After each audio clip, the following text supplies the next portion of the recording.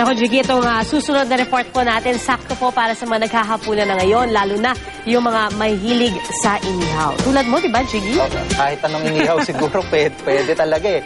Dahil po sa Makati at Pia sa Makati, nagpatalbugan ng 7 team sa pagluluto ng iba't ibang putaheng inihaw. At ang gamit po nila ay US Angus beef. Eto't sabay-sabay po natin tayong matakam sa mga inihanda nilang pagkain. Sa pagtutok na ito ni Liam Manyalak del Castillo. 7 teams ang nagpasiklaban sa pag-iihaw sa Legazpi Sunday Market sa Makati. Ang inihaw nila walang iba, kundi ang mamahaling US Angus beef. US Sear Grilled Beef ala Malengo ang ibinida ng mag-asawang Ancheta.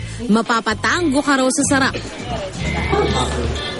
Just olive oil and at the very last minute, sprinkle some kosher salt and freshly ground pepper. Grill it, make sure it's medium rare. And we're serving it with our special chimichurri sauce from Argentina.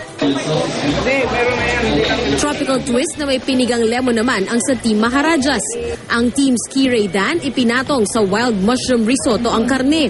Ito naman, binudbura ng papaya extract bago inihaw na ala grilled roast beef.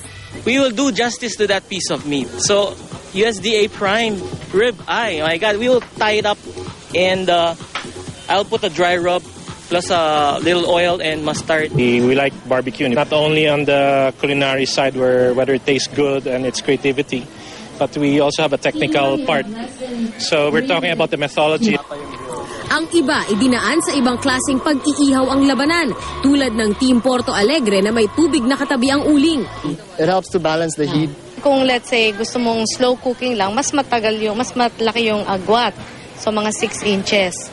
Pero if you want to already cook it fast, then konti na lang para mas malapit sa uling. And then also may timpla rin ng uling. Merong uling na pag mainit na, syempre itatabi mo ng konti para it doesn't burn.